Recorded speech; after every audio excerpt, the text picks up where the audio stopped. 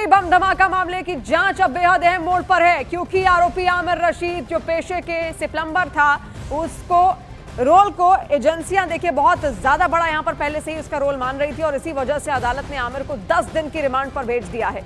इन 10 दिनों में एनआईए उसे उसके पुलवामा के घर हरियाणा के मेवात, जहां 2900 किलो अमोनियम नाइट्रेट बरामद हुआ था, वहां ले जाकर जा सकती है। इसके अलावा एनआईए फरीदाबाद की अल फलाह यूनिवर्सिटी, यूपी के सहारनपुर, लाल किला, यहां ब्लास्ट हुआ था, वहां पर भी उसको ले जा सकता है।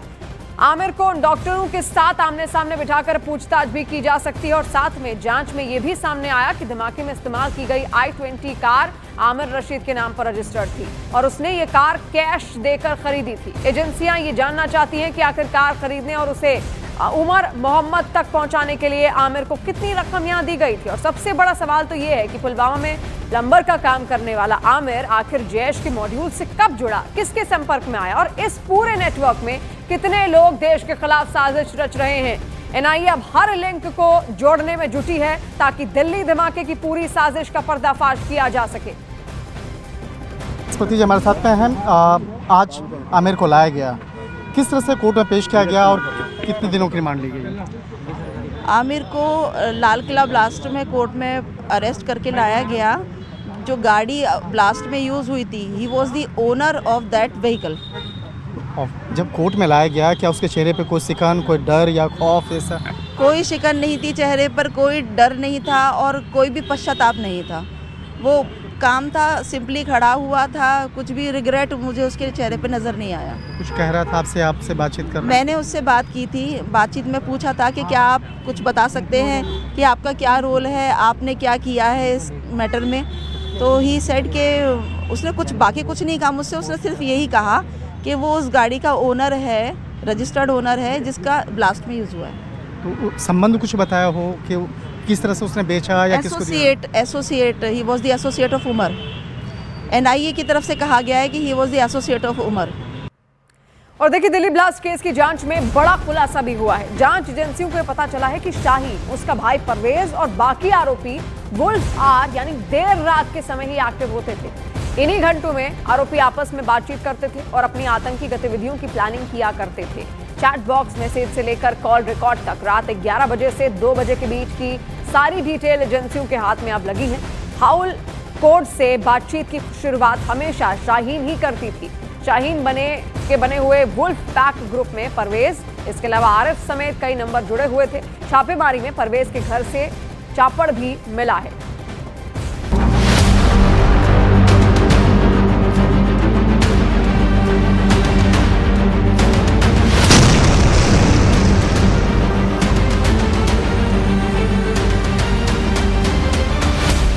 रात में सक्रिय होती थी शाहीन।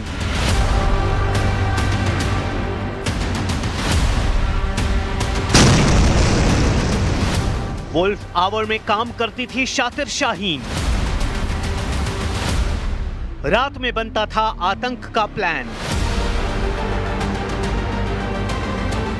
दिल्ली धमाके की मास्टरमाइंड कही जा रही डॉक्टर शाहीन का शैतानी दिमाग रात में चलता था। रात के अंधेरे में वो दहशत फैलाने का जाल बिछाती थी। रात के अंधेरे में आतंकियों से बात करती थी और रात के अंधेरे में ही वो पूरा षड्यंत्र रचती थी। जांच एजेंसियों के मुताबिक जिस घंटे में डॉक्टर शाहीन अपनी शैतानी साजिश को अंजाम देती थी, उसे वुल्फ आवर कहा जाता था। सूत्रों के मुताबिक जांच एजेंसियों को शाहीन के चैट बॉक्स से बातचीत का पूरा ब्यौरा मिला और वो पूरी बातचीत रात के 11 बजे से 2 बजे के बीच हुई। जानकारी मिली कि डॉक्टर शाहीन हाउल कोड के जरिए बातचीत शुरू करती थी और वुल्फ पैक नाम के व्हाट्सएप ग्रुप से जुड़े लोगों से संपर्क करती थी। जांच एजेंसियों की वुल्फ आर वाली थ्योरी तब और पक्की होती नजर आई जब पता चला कि डॉक्टर शाहीन का भाई परवेज लखनऊ की इंटीग्रल यूनिवर्सिटी में तकरीबन 1 साल से नाइट शिफ्ट कर रहा था और रात में उसकी और शाहीन की कई बार बात हुई थी। जांच एजेंसियों को शक है कि इसी दौरान बात करने के लिए डॉक्टर शाहीन ने अलग व्हाट्सएप ग्रुप बनाया और वुल्फ आवर के दौरान आतंकियों से जुड़ना शुरू कर दिया। आतंकियों के बीच मैडम सर्जन कही जाने वाली शाहीन खुद को वुल्फ पैक व्हाट्सएप ग्रुप की अल्फा कहती थी। उसने महिला आतंकियों के 2 ग्रुप भी बनाए थे, जिनका नाम मादा भेड़िया के नाम पर रखा गया था। इसके अलावा कई आतंकियों को भी भेड़ियों के नाम दिए गए थे। जांच एजेंसियों के मुताबिक वो लोन वुल्फ अटैक की तैयारी में थी,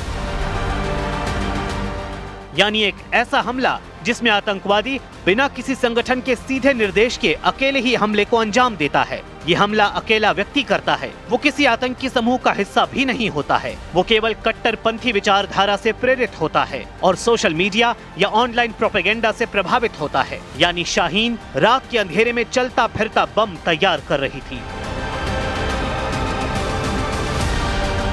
एक ऐसा बम जिसे किसी आदेश की जरूरत नहीं पड़ती, क्योंकि उसका दिमाग इतना खराब हो चुका होता कि वो बिना किसी कमांड के कहीं भी बम फोड़ सकता था। और धमाके के बाद उसके तार किसी संगठन से नहीं जुड़ते, जांच एजेंसियों के हाथ खाली रह जाते।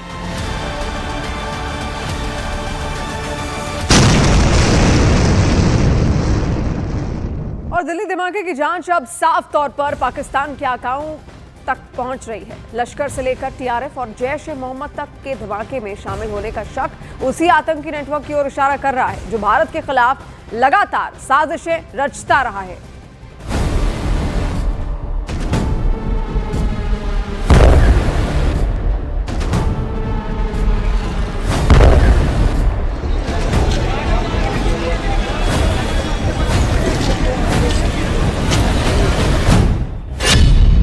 दिल्ली धमाके का लश्कर कनेक्शन क्लियर।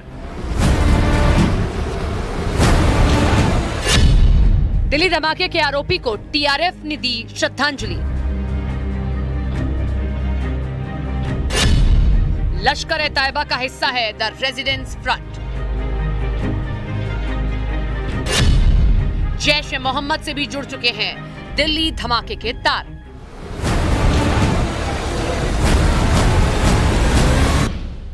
पहलगाम में हुए आतंकी हमले का जिम्मेदार द रेजिडेंस फ्रंट यानी कि टीआरएफ अब दिल्ली धमाकों के आरोपियों से खुलेआम हमदर्दी दिखा रहा है। लश्कर ए तैयबा से जुड़े टीआरएफ ने दिल्ली के लाल किले के पास हुए धमाके की जिम्मेदारी भले ही न ली हो, लेकिन संगठन ने एक पोस्ट जारी कर यह साफ कर दिया कि हमला करने वाला उसका समर्थक था। टीआरएफ ने डॉक्टर उमर को शहीद बताते हुए श्रद्धांजलि दी है। इस बीच दिल्ली ब्लास्ट में शामिल बाकी आरोपियों के भी पाकिस्तान से जुड़े आतंकी संगठनों से संबंध सामने आ रहे हैं। जांच एजेंसियों को लगातार ऐसे डिजिटल ट्रेल और संपर्क मिल रहे हैं जो साफ संकेत देते हैं कि इस पूरी साजिश की डोर सीधे पाकिस्तान में बैठे हैंडलर्स के पास थी। सूत्रों के मुताबिक डॉक्टर उमर नबी, जिसने दिल्ली में कार विस्फोट को अंजाम दिया था, उसे हवाला के जरिए जैश ए मोहम्मद से लगभग 20 लाख रुपए ट्रांसफर किए गए थे। इसके अलावा सुरक्षा एजेंसियों को मिली तलाशी में जो विस्फोटक सामग्री बरामद की गई, जो जैश ए मोहम्मद नेटवर्क से जुड़े मॉड्यूल की ओर इशारा करती है। जांच में यह भी सामने आया कि ब्लास्ट में शामिल उमर और मुजम्मिल ने धमाके से पहले तुर्की की यात्रा की थी, जहां उन्होंने जैश ए मोहम्मद के हैंडलर्स से संपर्क किया। इस साजिश में जैश ए मोहम्मद द्वारा तैयार किए गए डॉक्टर मॉड्यूल का भी खुलासा हुआ है, जिसमें जमात उल मोमिनात नाम की महिला विंग की भर्ती और प्रचार की साजिश भी जुड़ी है। इस मॉड्यूल में शामिल जिन डॉक्टरों का अल फलाह यूनिवर्सिटी से संबंध है, माना जा रहा है कि उनकी रूटिंग पाकिस्तान कश्मीर नेटवर्क तक जाती है। जांच एजेंसियों को शक है कि PAFF यानी कि पीपल्स एंटी फासिस्ट फ्रंट, जिसे जैश ए मोहम्मद का शैडो ऑर्गेनाइजेशन माना जाता है, इस ब्लास्ट के साजिश में शामिल हो सकता है। दिल्ली धमाके की हर कड़ी आखिर पाकिस्तान की सरजमी तक जाती दिख रही है। टीआरएफ हो, लश्कर हो या जैश, नाम बदलते रहते हैं, लेकिन ठिकाने वही, इरादे वही। दिल्ली ब्लास्ट ने एक बार फिर पाकिस्तान के आतंकी खेल का चेहरा बेनकाब कर दिया है। दिल्ली धमाके की जांच अब सिर्फ एक केस नहीं, बल्कि पाकिस्तान की आतंक फैक्ट्री का ताजा सबूत बन गई है।